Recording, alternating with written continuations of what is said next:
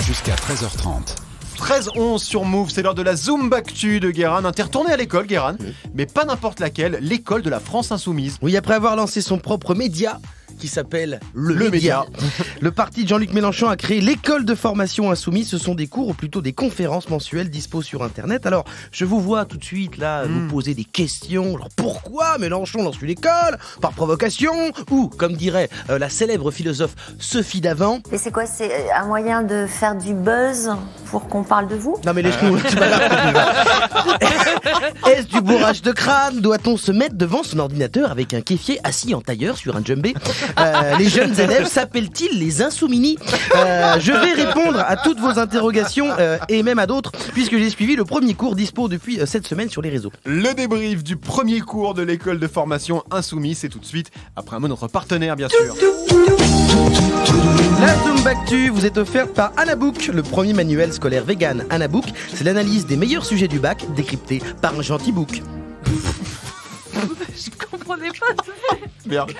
Très bien. Alors, cette école de formation insoumise, t'as qui en maths? Est-ce qu'il y a une cantoche? Ça se passe comment? Calme-toi Nassar. Non, il n'y a pas de self, il n'y a pas non plus de bar à lait de chèvre à même le pis, puisque tout se passe sur Internet. Je me suis connecté pour voir le premier cours mis en ligne samedi, et je peux te dire que dès le générique du bordel, j'ai senti le gros potentiel de Zumba.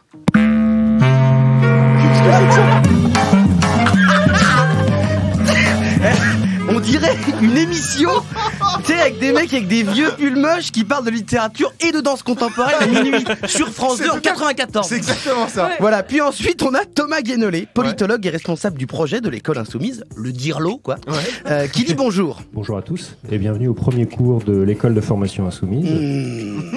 On dirait un mec en peignoir qui t'accueille au hammam un peu.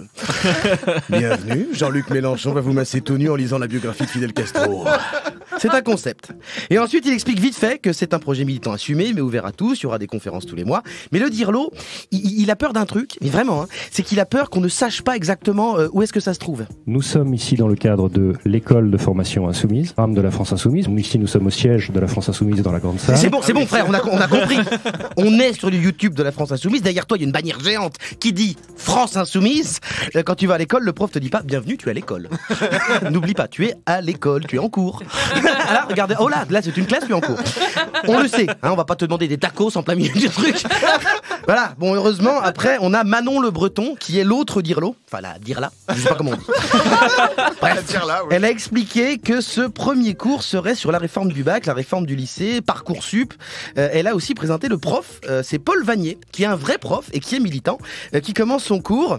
Je suis très heureux d'être avec vous ce matin, et très heureux aussi que l'école de formation de la France insoumise consacre son premier cours à l'école. Faut vous calmer, ils ont un problème de géologue, non? On a compris, on dirait une pub Google Maps sponsor par Mélenchon. Mais alors, c'est comme ça tout le temps? Il commence jamais vraiment le cours? Si, après avoir répété vachement de fois le nom du truc, à la 10e minute ça commence et là, quand même, oui. Et ben c'est vachement bien. Vraiment, c'est-à-dire que c'est documenté, la réforme du lycée est décortiquée en détail pendant plus d'1h30. Alors c'est militant, ça c'est sûr, mais c'est assumé. Ça dit que la réforme du lycée est très inégalitaire, que les critères de sélection sont pas clairs, avec des arguments. Voilà, donc ça donne envie de se pencher dessus un peu encore plus sur Parcoursup pour se faire ton avis.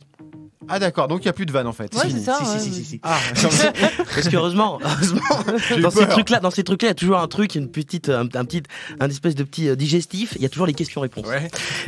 Et ça, les questions-réponses, c'est toujours agréable parce que c'est nul. Parce que par exemple, première question. J'ai une remarque et une question qui n'a rien à voir avec la remarque. Ah oui, bah donc ta gueule. Voilà. Déjà, t'as pas de question, le truc a pas rien à voir avec le pudding. Donc si tu veux parler d'un truc qui a pas de rapport, tu fermes ta gueule. Alors après la question qui n'est pas une question et qui a pas de rapport avec un truc, on a eu ça. Alors pour moi, c'est une petite boutade et une remarque. Chouette, une blague. Ça fait toujours plaisir de finir sur une blague. Attention, vanne insoumise. Tu dis que le bac n'aura plus de valeur. Au contraire, je crois qu'il aura une valeur pécuniaire beaucoup plus importante. D'accord, faisons comme ça. Avec ta revue, l'ami. Oui, non mais c'est pas une blague ça. Ça c'est pas une blague, c'est le thème de la conférence. Voilà, évidemment, on n'a pas écouté la remarque non plus. Non, on n'a pas écouté. Merci beaucoup, Guérin. Vous écoutez Move.